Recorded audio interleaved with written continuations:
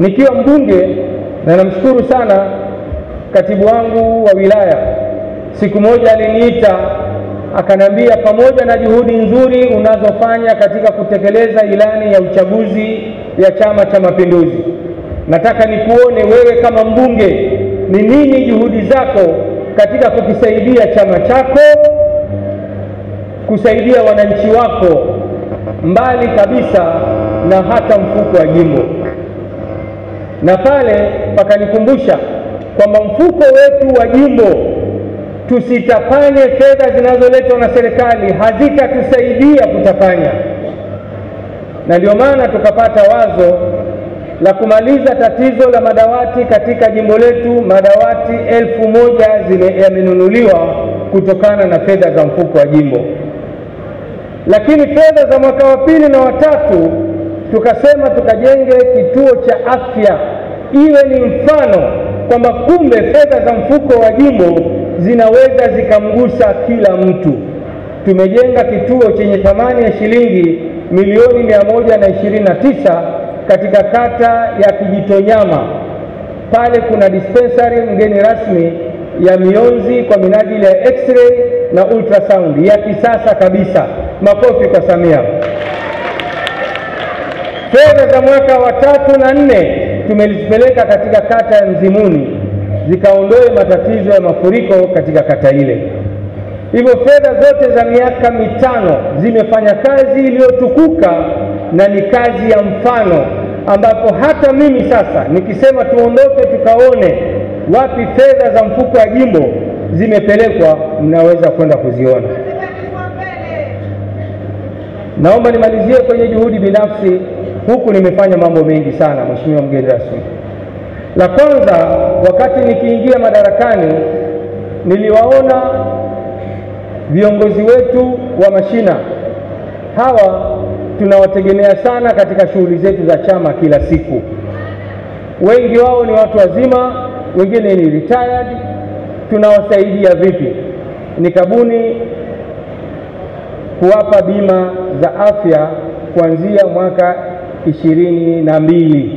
Hivyo wenye viti wote wa kwenye jimbo langu hili ambao wako 603, kila mmoja nilimpatia bima ya afya. Mpaka leo hii nimeendelea kwa kipindi cha miaka 3, sijawaacha nyuma. Nilivyoona tumefanikiwa, nikasema nitatawanya tena bima kwa viongozi wa chama ngazi ya kata na viongozi wa jumuiya ngazi ya kata na matawi yake. Jumla ya watu 1560, Mheshimiwa mgeni rasmi, wana bima za afya.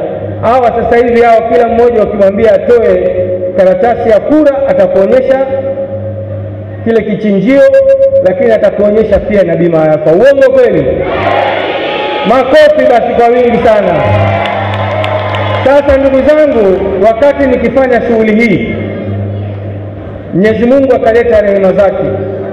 Januari 18 kule Dodoma, chama chetu kwa busara kubwa sana, na Mwenyezi Mungu awajalie viongozi wote wa chama chetu ambao walifikiria kutanua wigo la kuongeza wajumbe katika mkutano mkuu wa jimbo kwa minajili ya upigaji wa kura, na ikaingiza kamati za utekelezaji, ikaingiza kamati za mashina. Na mimi nilikuwa na mpango wa kuwapatia bima watu wote hawa nao uwezo huo Tarima basi, lakini nikaogopa, nikaanza kusema naanza kutoa baada ya tamko, ningepata shida. Ningeanza kuambiwa sasa wewe ushajua kwamba hawa wanakwenda kuwa wanapiga kura, halafu tena ukitoa bima maana yake wewe una Sasa Mungu tena akijali, nataka niwaambie, nataka kufanya kufuru, nitazimwaga sana. Tumuombe Mungu, Mungu ni mwema.